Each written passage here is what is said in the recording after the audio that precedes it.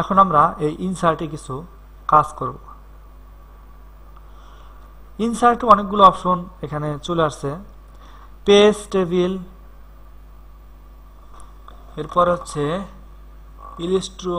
Illustrations, links, header and footer, text, samples, অনেকগুলো option কিন্তু এখানে চলে আসছে। এখন সর্বপ্রথম যে অপশনটি আছে সেটি হচ্ছে কভার পেজ। এখানে যদি আমরা ক্লিক করি, আমাদের এই যে লেখাটা লিখেছি এটা কিন্তু একটি পেজ।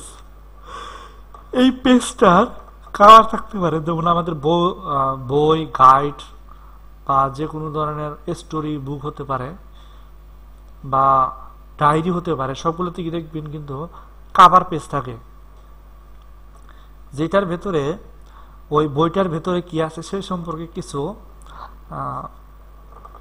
লেখা থাকে, হাইলাইটস কিছু কিওয়ার্ড লেখা থাকে, যেগুলোর মাধ্যমে আপনি ধারণা করতে পারেন যে এটা আসলে কি সম্পর্কে বা কোন সম্পর্কে সেই বইটি, সেটাকে মূলত বলা হয় পেজ কাভার।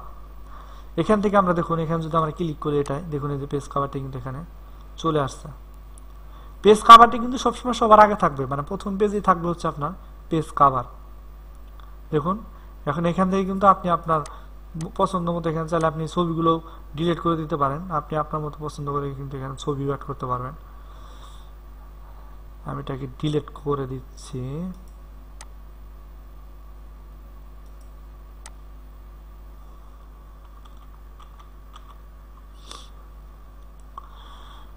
এরপর হচ্ছে ব্ল্যাঙ্ক পেজ। ব্ল্যাঙ্ক পেজ আমরা হোমে যে অপশনগুলো ছিল সেখানে আমরা ব্ল্যাঙ্ক পেজ সম্পর্কে আপনাদেরকে অলরেডি ধারণা দিয়েছি।